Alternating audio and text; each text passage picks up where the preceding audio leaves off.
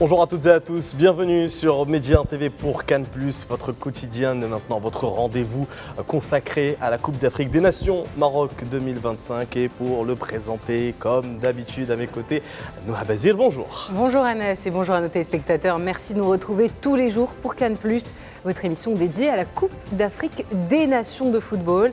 Aujourd'hui, on a le plaisir d'accueillir sur ce plateau Bass QL Foot. On va vous appeler tout simplement Bass et vous êtes créateur de contenu. Effectivement, merci beaucoup pour l'invitation, ça fait plaisir et je suis content, ravi d'être là. Ravi d'être là, écoutez, en plus avec le petit trophée qui est juste ici. Pas sûr que vous rentrez avec le 18 janvier, on en parlera tout à l'heure. On va en parler, on verra bien. On veut qu'il reste là, on veut qu'il reste au pays. Avant de rentrer dans le vif du sujet, comme d'habitude, on va passer aux dernières informations liées à cette Cannes 2025. Et c'est le flash de la Cannes.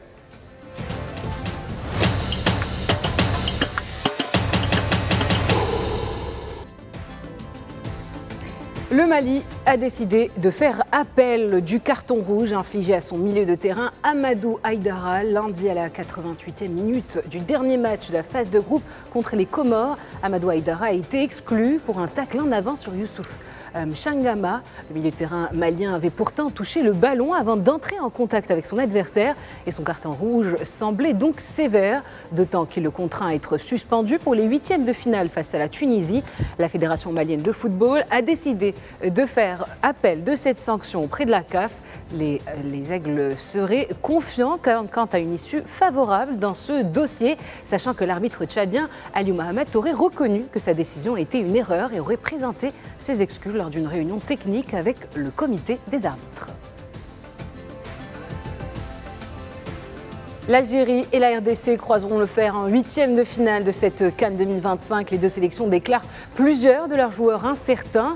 Touché à la jambe, Jawan Hadjem a été aperçu en béquille au stade Prince Moulay Hassan.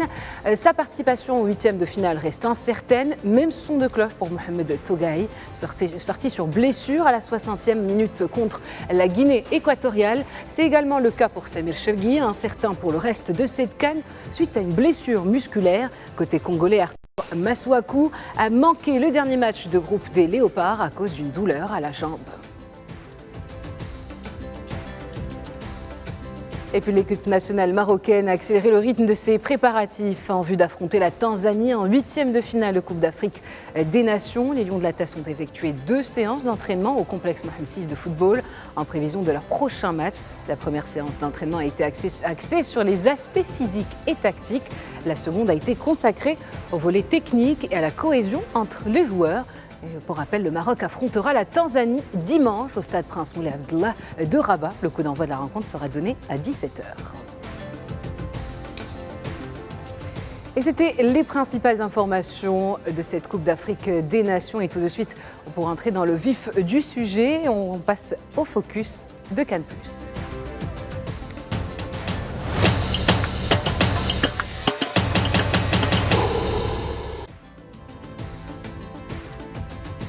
Le focus de Cannes+, Noura, on va parler de notre invité du jour. Un réel focus sur vous aujourd'hui, Bass. Alors, est-ce que c'est votre première fois au Maroc, tout d'abord ? Oui, c'est ma première fois au Maroc. J'ai commencé par Marrakech directement. Ensuite, je suis allé à Rabat pour un match. Et ensuite, je suis allé à Tanger. Là, je réside actuellement à Tanger. Parce que je suis les Lions de la Teranga, futur vainqueur de la Cannes. Selon vous. Et voilà, franchement, magnifique, beau pays, agréablement surpris, un accueil chaleureux. Donc c'est ce que je dis partout. Et en plus, en tant que Sénégalais, j'ai droit à un accueil particulier. Donc je suis content, je suis bien, je me sens comme chez moi. Donc franchement, magnifique. Du côté des Coupes d'Afrique des Nations, est-ce que c'est votre première Cannes que vous faites ou est-ce que vous avez déjà participé, en tout cas assisté à d'autres Coupes d'Afrique des Nations auparavant ? Du coup, j'ai participé à 2 Coupes d'Afrique des Nations. Celle-là, c'est la deuxième. J'étais en Côte d'Ivoire il y a 2 ans. Voilà, je suis arrivé pendant les phases finales de cette Coupe d'Afrique. Et le premier match que je regarde, c'est le Sénégal contre la Côte d'Ivoire. Et malheureusement, le scénario qu'on connaît. Ici, voilà.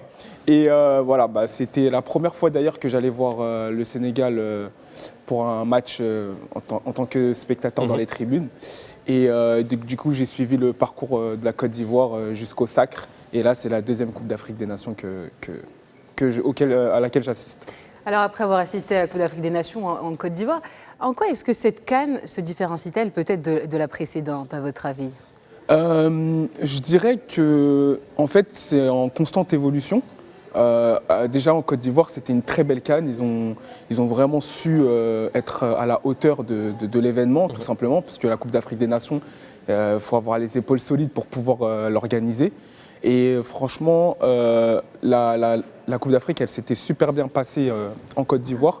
Et là, au Maroc, en fait, ça met la barre encore plus haute parce que tout ce qui est infrastructure, tout ce qui est pelouse, en fait, c'est prôné c'est vraiment centré sur le jeu. Et c'est ça qui fait plaisir, c'est que là, il y a niveau interaction extérieure, il n'y a rien qui peut. On peut dire, ouais, par exemple, la pelouse, on peut dire. Non, il n'y a plus d'excuses. Voilà, il n'y a plus d'excuses. C'est vraiment le jeu en priorité et ça fait plaisir. Ça fait plaisir, on a vu des grandes nations performer pour le moment dans cette phase de groupe. Vous avez assisté à combien de matchs pour le moment dans cette Coupe d'Afrique? Alors, je crois que j'ai fait 5 matchs. 5 matchs? Ouais, 5 matchs. J'ai fait les deux derniers matchs de poule du Sénégal. J'ai fait un match du Maroc, j'ai eu la chance de faire un match du Maroc, parce qu'on sait que c'est difficile de trouver. On va revenir dessus, absolument. De trouver des places. Et j'ai fait aussi Mali-Comores, au stade à Casablanca.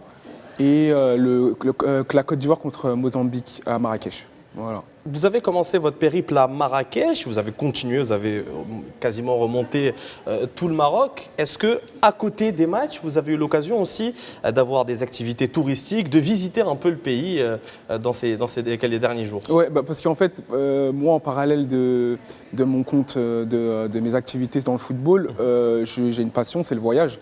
Donc, quand je vais dans un pays, moi, j'aime bien visiter. Là, je suis là pour la CAN, mais j'aime bien visiter tout ce qui est les attractions touristiques, l'histoire, etc. Donc j'ai pu faire beaucoup de sites, notamment à Marrakech. J'ai fait la M Avenue, j'ai fait tout ce qui fait le charme de cette ville. Je suis parti dans les montagnes aussi et j'ai pu voir la région. Voilà, j'ai pu voir la région et la diversité en fait qu'offre ce pays. Et donc du coup, comme c'est pour ça que j'ai dit agréablement surpris, je ne m'attendais pas à avoir autant de diversité dans le paysage. Et après, maintenant que vous avez entamé, comment vous avez trouvé un peu les stades? On va parler un peu des infrastructures quand même. Vous savez que le Maroc a sorti le grand jeu, on va dire, pour ses infrastructures. Est-ce que vous avez pu visiter tous les stades pour l'instant? Non, je crois qu'il manque celui d'Agadir. Je ne suis pas encore allé à Agadir, mais j'ai fait celui de Casablanca, les deux Moulay Hassan et j'ai fait aussi Moulay Abdallah. Lequel vous a le plus marqué? Absolument. C'est celui où Maroc joue. Il est vraiment impressionnant. On dirait que tu es dans une soucoupe volante en fait. Et surtout avec l'ambiance en fait l'ambiance vous savez mettre l'ambiance, faut le dire. Et franchement franchement moi j'ai pas peur de le dire, il a vraiment il peut concurrencer pour les meilleurs stades du monde.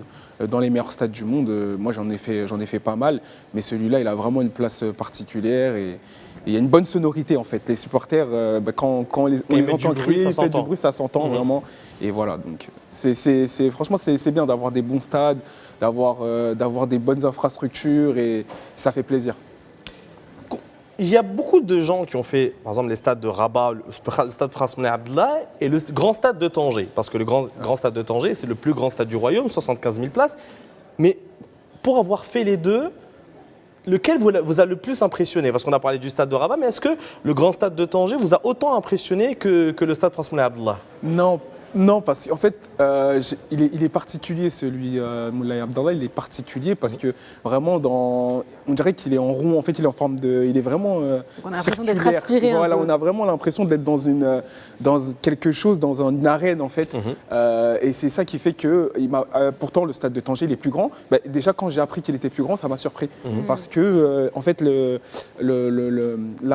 infrastructures, comment elles ont été construites et façonnées pour ce stade à Rabat, c'est vraiment une architecture particulière. Moi, j'avais pas, après ma petite expérience, j'avais pas encore vu un stade comme ça.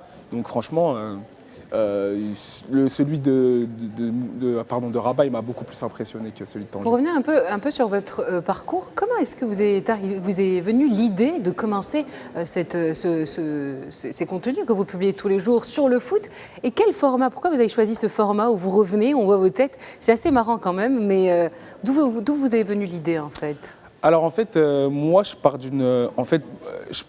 quand j'étais petit, j'ai eu on m'a transmis la passion du football, voilà, comme beaucoup devant la télé avec mon frère, mon grand frère, mon père. Voilà, on regarde le football, mon père qui est pour Saint-Étienne, mon frère qui est pour l'Olympique de Marseille. Et vous? Moi, je suis pour Monaco en France.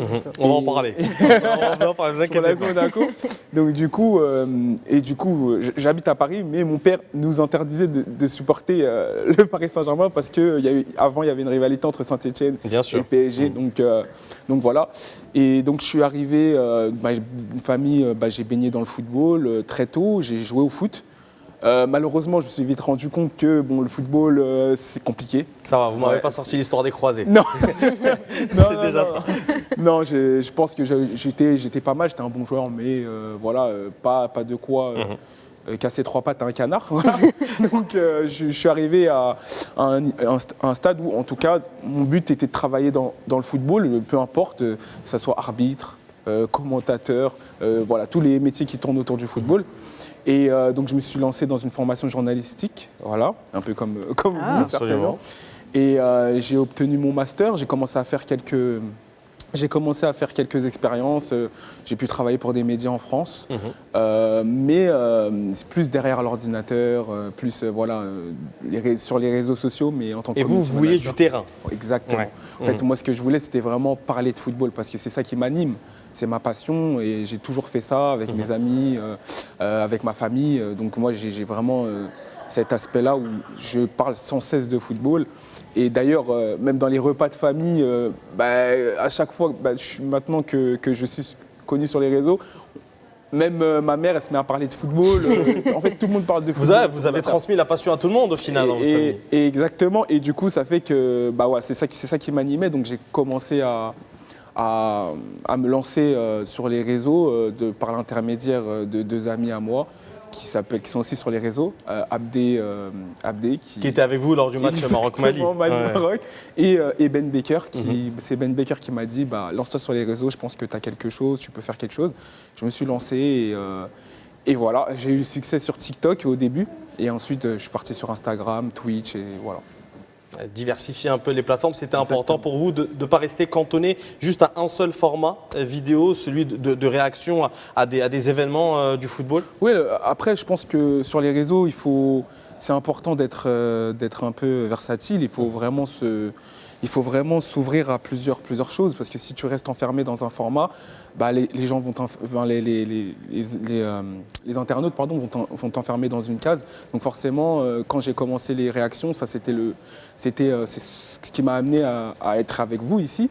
Mais j'ai aussi fait beaucoup d'autres choses, des vlogs, comme j'ai dit, j'ai ouvert ma page voyage où je vais découvrir la culture d'autres pays, aussi leur vision de voir leur vision du football aussi, parce que dans chaque pays on a une vision du football qui est différente. Bien sûr. Donc voilà, donc j'ai essayé d'explorer beaucoup de terrains et c'est ce qui m'a valu de cumuler une très belle communauté qui me suit et que je remercie d'ailleurs. Est-ce que, justement, vous avez maintenant une grande communauté sur les réseaux sociaux. Est-ce que vous êtes en contact direct avec les joueurs parfois? Est-ce que vous les conseillez? Est-ce que vous les soutenez lors de périodes de crise peut-être? Je dirais pas conseiller, parce que je pense que ça, ils ont... Vous êtes proche avec... Oui, je pense que ça, ils ont déjà leur entourage sur ça. Mais oui, en fait, de par mes réactions, je pense que... Parce que moi, je suis très naturel, très spontané dans mes réactions, toujours dans le respect. Il y a des footballeurs il y a beaucoup de footballeurs par exemple où j'ai parlé d'eux dans un match, j'ai parlé d'eux un peu avec ma fougue et ça les a plu. Donc ils m'ont follow sur les réseaux, on s'est échangé des messages de force et voilà. Et du coup cette CAN c'est un peu la consécration parce que j'ai pu être accrédité au bord pelouse à travers des opérations notamment Sénégal-Congo. Et là, c'est là que du coup, j'ai pu voir les joueurs, j'ai pu être au contact. Et ça, c'est pour moi une fierté. C'est vraiment le plus grand accomplissement de ma carrière sur les réseaux. D'ailleurs, on vous a vu en bord de terrain en train de parler avec, par exemple, Sadio Mané. Vous avez vraiment la casquette de journaliste à ce moment-là. Oui, ma formation a servi à quelque chose. Voilà, du coup. finalement. Donc, du coup, c'était vraiment quelque chose d'incroyable parce que voilà, Sadio Mané, c'est la légende. On le voit en plus sur les images, là, juste là. Vous Exact. n'avez pas l'air stressé en plus, pour vous, c'est naturel. Non, franchement, là, j'étais en pilote automatique, je ne veux pas vous mentir. Là, j'ai détaché mon cerveau, je me suis dit, je vais poser ma question et voilà, ça s'est bien passé. Et ouais, franchement, c'est une expérience de fou. Et comme quoi, les réseaux peuvent amener à. Les réseaux peuvent amener à des choses aussi incroyables et vraiment ça c'est. Bon, je pense que ça c'est la chose dont vous allez parler, dont je suis le plus fier. Voilà, je comprends, c'est normal. On vous a vu là ici avec Sadio Mané, vous avez parlé, vous avez en tout cas vous communiquez avec pas mal de joueurs. Est-ce que vous avez des noms que vous pourrez nous donner? J'en ai un puisque vous lui avez pas mal parlé un certain temps, c'est Jérémy Frimpong, le latéral du Bayer Leverkusen. Oui, alors Jérémy Frimpong, c'est une histoire, pareil, vraiment, c'est un enchaînement de circonstances. Je commence les réseaux et je fais une série de vidéos sur des joueurs étrangers qui parlent français et je dis en fait ils mentent, ils viennent de France, ils viennent des cités de France, etc. Et du coup ça crée un engouement, tout le monde en parle. Dès qu'il y a un joueur étranger qui parle français, on m'identifie sur les vidéos, donc moi je réagis. Et du coup, Jérémy Frimpong qui est en live avec son coiffeur. Et tout le monde il parle français parce que son coiffeur est français. Et tout le monde m'identifie dans les commentaires et il se pose la question qui c'est. Et du coup, ils me font monter. Et du coup, je peux avoir un échange en live avec Jérémy Frimpong. On commence à parler, à rigoler, etc. Et au final, ça fait qu'il m'invite à voir un match. On peut se voir et on discute. Et voilà, encore une fois, ça prouve que le football, ça casse les barrières de la langue. En fait, le football, c'est un langage universel. Et là, on l'a vu avec cette histoire, parce que moi, en fait, la probabilité, elle est vraiment infime, parce que c'est un footballeur néerlandais qui jouait en Bundesliga à l'époque. Moi, je suis un créateur de contenu en France. Donc voilà, ça aussi, c'est un accomplissement dont je suis très, très fier. On a vu que vous étiez un fervent supporter de l'AS Monaco. Pourquoi et comment? Comment se fait-il? Oui, tout le monde me pose cette question-là. En fait, l'AS Monaco, c'est du coup, nous, mon frère et moi, on regarde le foot en 2003, 2004 et ces années-là. Donc du coup, on n'a pas le droit de supporter le Paris Saint-Germain. Fallait se rabattre sur un autre club. Voilà, et ces années-là, il y a la fameuse épopée en Ligue des Champions où l'AS Monaco arrive en finale. Voilà, où on a perdu 3-0 contre le Porto. J'ai encore mal. C'est un très mauvais souvenir. Un traumatisme d'enfance, quand même. Voilà, et du coup, je suis cette épopée, donc je tombe amoureux de ces joueurs-là, Ludovic Giuli, Shabani Nonda, etc. C'est vraiment Fernando Morientes. C'est vraiment quelque chose qui m'a marqué. Et du coup, j'ai vraiment un sentiment dans ce club. En fait, ce club, il me fait mal. Voilà, tout simplement. Monaco et Arsenal aussi, dont J'allais y arriver. Exactement. C'est un club qui définit mon moral. Chaque week-end, ils perdent, je suis pas bien. Voilà. D'ailleurs, comme disait Ernest, c'est lié à votre enfance. Hein. Ouais, c'est ça, exactement. D'ailleurs, je m'excuse auprès de ma femme des fois pour mes humeurs exécrables. Mais voilà, en tout cas, c'est ça. Et pareil, ensuite, Arsenal, c'est venu après. Notamment sur l'équipe du dimanche. Voilà, nous aussi pareil. En fait, à l'époque, on s'amusait à chaque championnat, on avait un club. Et à chaque fois qu'il y avait un club qui gagnait, donc un club qui gagnait par rapport à l'autre, par exemple, mon frère, il était supporter de Manchester United en Angleterre, moi c'était Arsenal. Donc quand il y avait Arsenal-Manchester, c'était le feu. Monaco-Marseille, c'était le feu à la maison. Et du coup, c'est comme ça que est venu Arsenal. Arsenal, pourquoi? Parce qu'il y a une histoire un peu liée avec l'AS Monaco.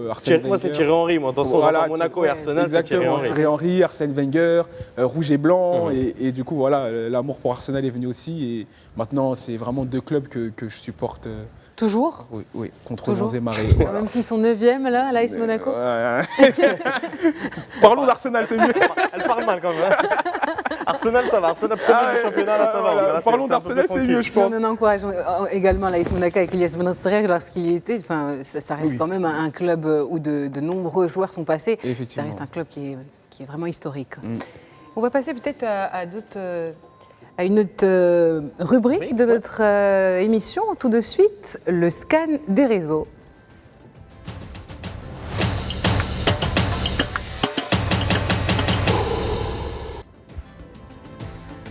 Et merci de nous rejoindre. Restez avec nous, restez fidèles sur Média. On vous retrouve, on continue cette émission Cannes+, avec à nos côtés Bass. Bonjour Bass, merci de répondre à nos questions, merci d'être venu. Merci à vous, merci pour l'invitation. Et tout de suite, on va passer aux images clés, on va s'attarder, qui ont fait le buzz un peu ces derniers temps. La première image. Et pas n'importe lesquelles. Oui. On est allé un peu fouiller sur son compte TikTok. On est parti un peu stalker son compte TikTok. La première d'abord qui nous vient à l'esprit, c'est la vidéo la plus vue sur votre compte TikTok. 4,8 millions de vues. Est-ce que vous savez de quelle vidéo je parle ou pas encore? Si je vous dis Real Madrid. Real Madrid. Ah ouais. Vous en avez tellement. C'est celle-là. C'est la C'est sûr, vidéo vous l'avez. où vous réagissez au tacle d'Antonio Rudiger sur Kylian Mbappé en séance d'entraînement. Je vous laisse l'écouter.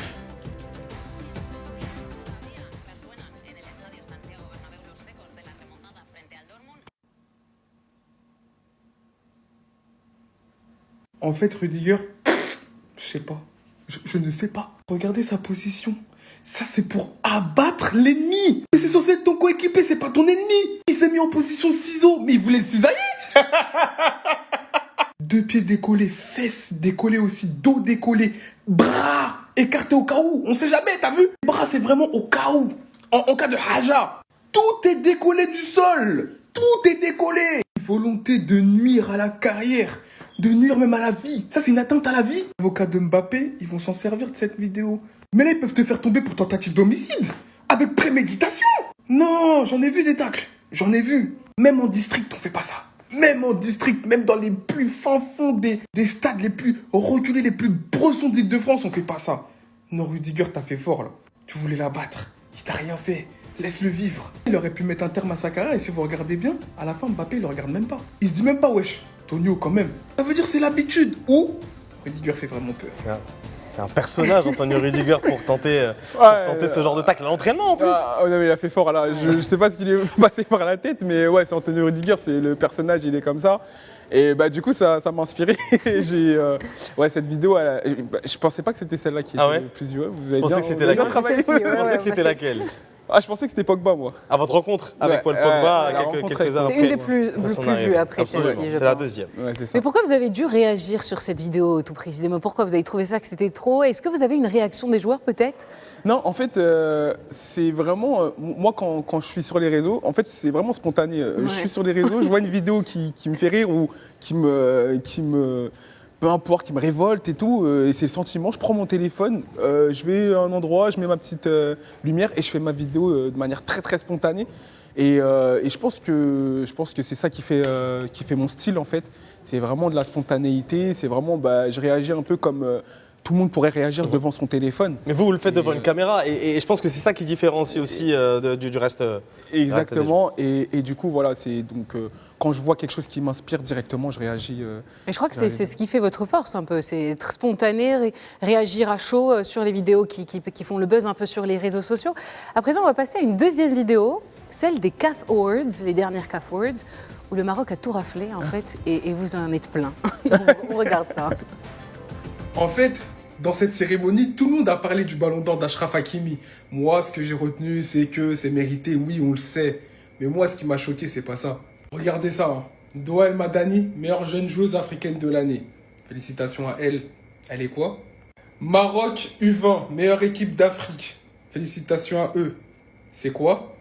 Ok, ouais. Othman Narma, meilleur jeune joueur africain. Il est quoi? Ok, d'accord, pas de souci. Yacine Bounou, meilleur gardien africain de l'année. Il est quoi? Ok. Meilleure joueuse africaine de l'année, Ghislaine Chebak.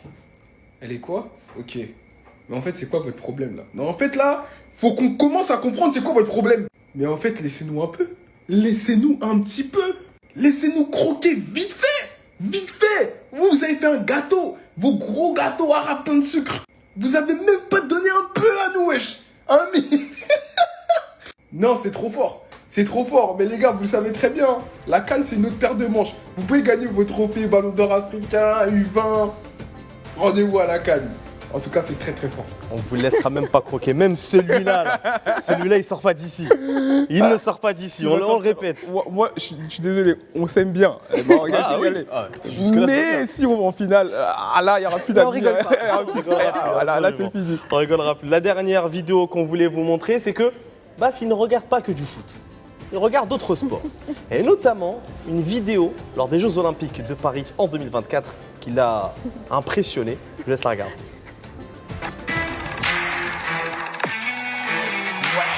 A priori, c'est un saut normal. Voilà, ouais, tranquille, vous connaissez cette épreuve. Mais en fait, regardez bien, en fait.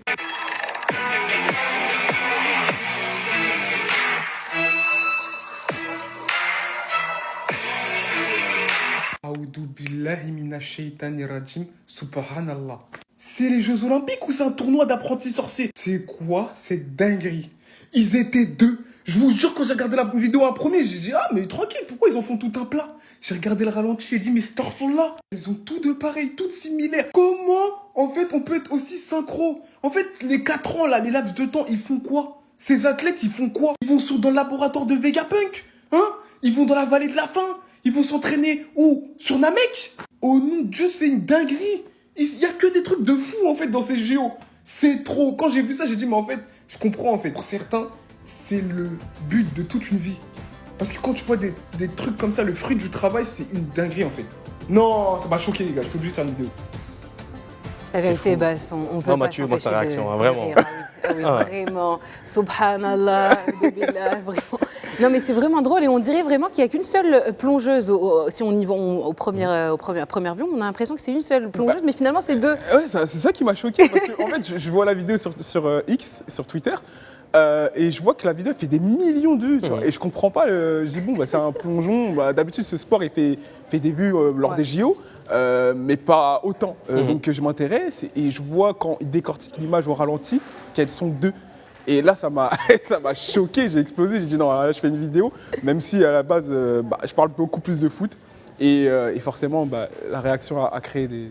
Et je crois qu'en plus, celle-là fait partie du top 5 de vos vidéos les plus regardées sur TikTok. C'est-à-dire que même avec de la natation, c'est plutôt la plongeon synchronisée, vous avez quand même réussi à attraper du monde. Et ça prouve que ça n'est pas le contenu de la vidéo, mais votre contenu à vous, en fait, qui est attiré. C'est ça qui fait plaisir. C'est vos réactions qui sont pertinentes, en fait. Ouais, c'est ça. Je me rends compte qu'à chaque fois que je fais quelque chose de différent, l'audience reste, les gens soutiennent quand même, pareil, ils like, ils republient, et ça fait plaisir, ça prouve que oui, la personnalité, elle prime aussi sur le contenu. C'est pour ça que beaucoup de gens, quand on vient me demander des conseils et qu'on me dit demande voilà comment on fait, etc., je leur dis de garder votre personnalité, de ne pas s'inventer un personnage et d'être vraiment, vous-même, de faire quelque chose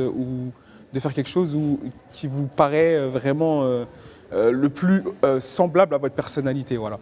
Donc du coup, moi, c'est ce que je fais. Vraiment, je suis comme ça dans la vraie vie, avec mes amis, et j'essaie de transmettre ça à travers la caméra. Et rapidement, après cette Coupe d'Afrique des Nations, quels sont vos projets pour 2026 ? Moi, j'aimerais réaliser une émission où on parle football. Si vous avez besoin d'aide, on est là. Ouais, avec plaisir, voilà. Donc ça serait vraiment un de mes objectifs en 2026 et continuer à aller voir des compétitions pour la Champions League, toutes les compétitions qui font rêver et surtout aussi le football féminin aussi, la Champions League féminine. Moi, je m'intéresse de plus en plus au football féminin. C'est un sport qui est souvent... Qui est en évolution aussi. Qui est en évolution. Et souvent, en fait, quand j'ai déjà fait des réactions sur le football féminin, malheureusement, on a vraiment une flopée de mauvais commentaires et voilà, il faut changer en gros l'image du football féminin. Exactement. Et du coup, c'est pour ça que là, j'essaie de plus en plus à m'ouvrir, de me renseigner, de m'ouvrir à ce sport. Et du coup, forcément, j'aimerais bien, voilà, pourquoi pas couvrir des matchs de football féminin, Coupe du Monde. Voilà. On vous l'espère bien. On va attaquer tout de suite la deuxième partie de Cannes+.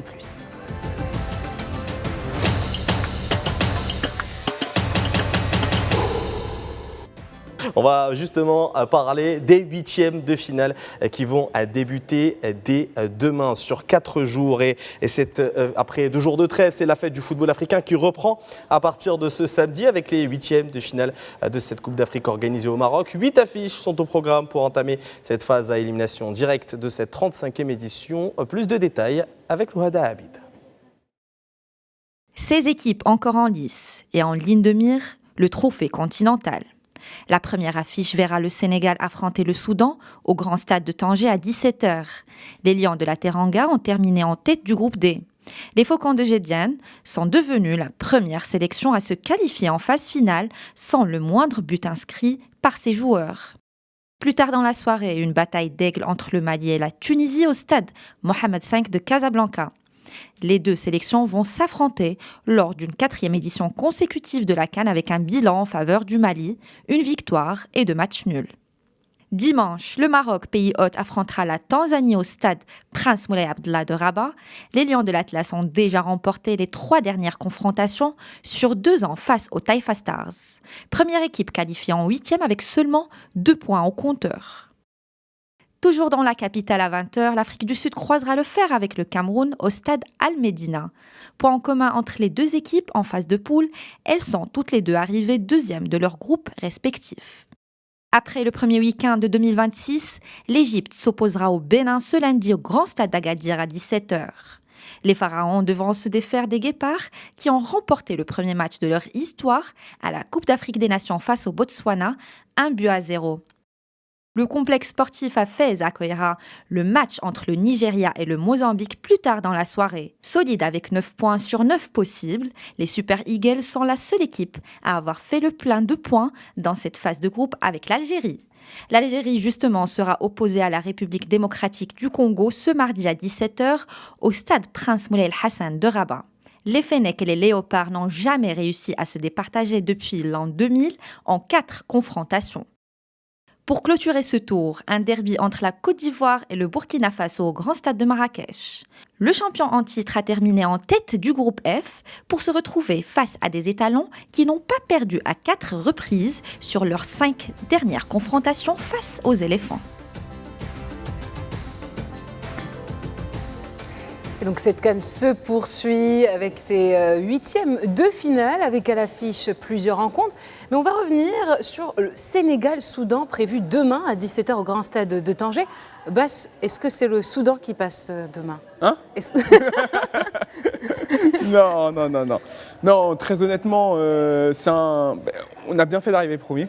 On évite l'Algérie qui monte en puissance dans cette compétition.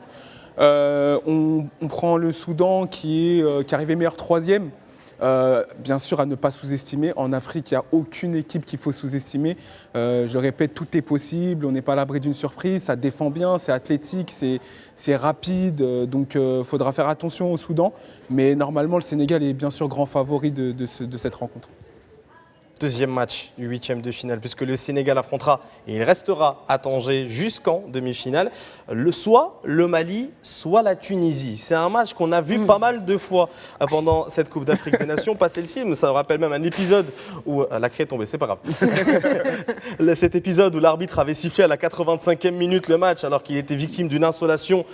Personne n'avait compris ce qui s'était passé. Là, normalement, il ne devrait pas y avoir d'insolation, sauf si grande canicule d'ici. Même à Agadir, il n'y en aura pas. Même à Agadir, il n'y en aura pas. Ça m'étonnerait. Votre pronostic pour ce duel d'aigle entre ceux du Mali et ceux de Carthage ? Moi, en fait, sur ce match-là, c'est très, très compliqué à pronostiquer. Ces 2 équipes, comme vous l'avez dit, c'est le classico d'Afrique. Maintenant, ces dernières années, ils se sont énormément rencontrés. Ils se connaissent très, très bien. Souvent, ça s'est soldé ça s'est soldé sur des détails, sur des buts contre son camp, en fait, ça va être les détails qui vont faire la différence. Je pense que les 2 équipes sont très très fortes défensivement. Bon, le Mali n'a pas réussi à remporter une rencontre dans ces phases de poule, mais ils ont réussi à se qualifier parce que ils sont allés décrocher un match nul face au Maroc. Le Portugal n'avait pas gagné à l'Euro 2016 et pourtant ils étaient partis jusqu'en finale. Il y a énormément d'exemples comme ça. Il y a le Portugal, même la Côte d'Ivoire avait très mal débuté. 3 points, exactement comme le Mali. Donc compliqué de faire un pronostic, mais si je dois en faire un, je vais dire quand même la Tunisie. Sur ces phases de poule, elles m'ont donné un peu plus de motifs d'espoir, mais en tout cas, rien n'est perdu pour le Mali. Alors sinon, on doit passer à l'autre partie du tableau. Le Maroc face à la Tanzanie. Qu'est-ce que vous en pensez encore une fois, Bass, ici? Malheureusement, je vois une élimination du Maroc. Toi, tu nous cherches. Non, évidemment, le Maroc, c'est un peu la même chose que le Sénégal. C'est deux grosses équipes, deux grosses nations, les deux lions de cette compétition. La Tanzanie, pareil, une équipe à ne pas sous-estimer. Très souvent, ces dernières années, ils ont participé à la CAN. Eux aussi, ils commencent à se faire leur expérience. Après, le Maroc à domicile, franchement, ne devrait pas être inquiété. Alors, si le Maroc passe, il devrait rencontrer soit l'Afrique du Sud, soit le Cameroun. Ça, c'est vraiment un choc. Le choc de ces huitièmes de finale, je dirais même. L'Afrique du Sud, c'est un mauvais souvenir. Pour nous, ça l'est. C'est un mauvais souvenir. Merci de ne pas nous le rappeler. Commencez pas. Ouais, non, franchement, quoi qu'il arrive, le quart va être compliqué. Là, il faudra hausser le niveau de jeu, parce que le Maroc a commencé un peu doucement cette compétition, sur la pointe des pieds, mais ils ont très bien fini face à la Zambie. Là, il faudra vraiment hausser le niveau de jeu, parce que contre la Tanzanie, je pense que ça passera même avec, même s'il y a des individualités qui seront peut-être en dessous, ou un collectif un peu pas très huilé, mais je pense que le Maroc, avec le retour de Hakimi notamment, va monter en puissance dans cette compétition, et c'est parfait parce que le quart de finale, il faudra vraiment hausser le niveau de jeu, parce que le Cameroun, on l'a vu face par exemple à la Côte d'Ivoire, c'était un match, on a dit que c'était la première ligue, vraiment l'intensité elle était au summum. Pareil pour l'Afrique du Sud, on sait que c'est des équipes qui sont habituées à jouer des grosses nations, à jouer sous la pression, ils ont énormément de talent. Donc voilà, mais encore une fois, le Maroc à domicile, ça devrait passer aussi. Mais bon. Et contre qui du coup? Soit l'Afrique du Sud ou le Cameroun? Oui, c'est bien ça la question. Je dirais le Cameroun. Voilà. Après, il faut savoir que en pronostic, je suis nul. Voilà, alors, on note de toute façon, on ressortira ça le 18 janvier. 18 janvier, voilà, vous allez voir qu'il faut faire l'inverse de ce que je dis. Mais moi, je vois le Cameroun. Je vois le Cameroun parce que j'ai senti une équipe qui est en train de se créer, parce qu'on a beaucoup raillé le Cameroun avant la compétition en disant ouais, il y a trop de problèmes, la fédération, etc. Il y a énormément de problèmes et on s'est dit que le Cameroun allait peut-être même être éliminé en phase de poule et peut-être, ou pourquoi pas accrocher la place de première, troisième, mais ils étaient à je crois que c'était à différence de but, je crois, oui. La différence de but, c'est pour ça qu'ils ne sont pas passés premiers devant la Côte d'Ivoire. Donc déjà d'être premier ex-aequo avec la Côte d'Ivoire qui est tenante du titre, ça prouve que là, je pense qu'il y a quelque chose qui se crée. Ils se disent qu'ils n'ont rien à perdre. Et en Afrique, il n'y a rien de plus dangereux qu'une équipe, qu'un lion qui n'a rien à perdre. Parce que aussi, c'est des lions, donc voilà. Est-ce que Noah, je dois ressortir la citation de Robertson ou si ça ira? C'est quand on sait qu'on est en danger, qu'on n'est pas en danger, c'est de ça qu'il s'agit. Voilà. C'est de ça qu'il s'agit. C'est obligé de la rajouter parlant du Cameroun.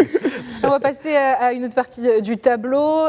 Comme autre huitième de finale, l'Égypte s'opposera au Bénin et la Côte d'Ivoire au Burkina Faso. Bass, vous connaissez un peu cette équipe ivoirienne, qu'est-ce que vous en pensez? Ouais, la Côte d'Ivoire, au Burkina Faso. Mais c'est un derby, c'est un derby très disputé. Ouais, c'est très chaud entre les deux équipes. Je pense que pareil, ça va être un match disputé. En fait, dans ces huitièmes de finale, à part Sénégal, Soudan et Maroc-Tanzanie, où je vois vraiment un écart, le reste, tout est jouable. Égypte-Bénin, voilà, mais il ne faut pas sous-estimer quand même le Bénin. Mais en tout cas, par rapport à Côte d'Ivoire-Burkina Faso, ça va être un très gros match. Je vois la Côte d'Ivoire quand même vainqueur parce que j'ai l'impression que dans cette CAN, les favoris répondent présents. Donc je pense qu'il n'y aura pas beaucoup de surprises, comme par exemple il y a 2 ans en Côte d'Ivoire. Donc je pense que là, la Côte d'Ivoire va s'en sortir face au Burkina. Donc si la Côte d'Ivoire passe, elle retrouvera l'Égypte. Alors ça c'est un autre match. On sait que l'Égypte sont grands favoris et que les Égyptiens ils sont impitoyables, on peut le dire. Hein. Donc à votre avis, face à l'Égypte, qui vaincra? En fait, l'Égypte, c'est une équipe qu'on sous-estime tout le temps. Alors que, qu'on oublie même parfois. Qu'on oublie parfois, alors que c'est l'équipe la plus titrée en Afrique. L'Égypte, ils ont des joueurs locaux qui connaissent les conditions en Afrique, qui savent jouer aussi, qui savent appréhender les grandes nations, qui savent appréhender les équipes qui ont de la possession. Donc moi, je vois une surprise. Enfin, pas une surprise, parce que si l'Égypte passe face à la Côte d'Ivoire, ce n'est pas non plus la surprise du siècle. Mais je vois l'Égypte passer face à la Côte d'Ivoire. On note tout, hein. On est en train de noter tout. Ne vous inquiétez pas. Je vois. Avant de continuer à parler de ces quarts de finale, il y a 2 autres quarts de finalistes qu'on pourrait prédire aussi. Et là, on a un derby, mais de beaux parleurs. L'Algérie face à la République démocratique du Congo. Ils se sont déjà pas mal chambrés sur les réseaux sociaux, même aux alentours des stades à Rabat, puisque les 2 équipes ont joué pas mal de leurs matchs à Rabat. Qui vous voyez gagner entre les Fennecs et les Léopards? Ah, vous me mettez dans une position. Là, c'est compliqué. Là. Ah oui, non, c'est hyper compliqué. En fait, le Congo, c'est une équipe très forte. On ne se rend pas compte du travail qu'ils ont effectué. Le Sénégal a eu du mal face au Congo d'ailleurs. 2 fois en élimination de Coupe du Monde. On gagne 3-2 chez eux, enfin 1 partout, ils font 1 partout chez nous, à Dakar. Et on va chez eux, on perd 2-0, il ne faut pas l'oublier.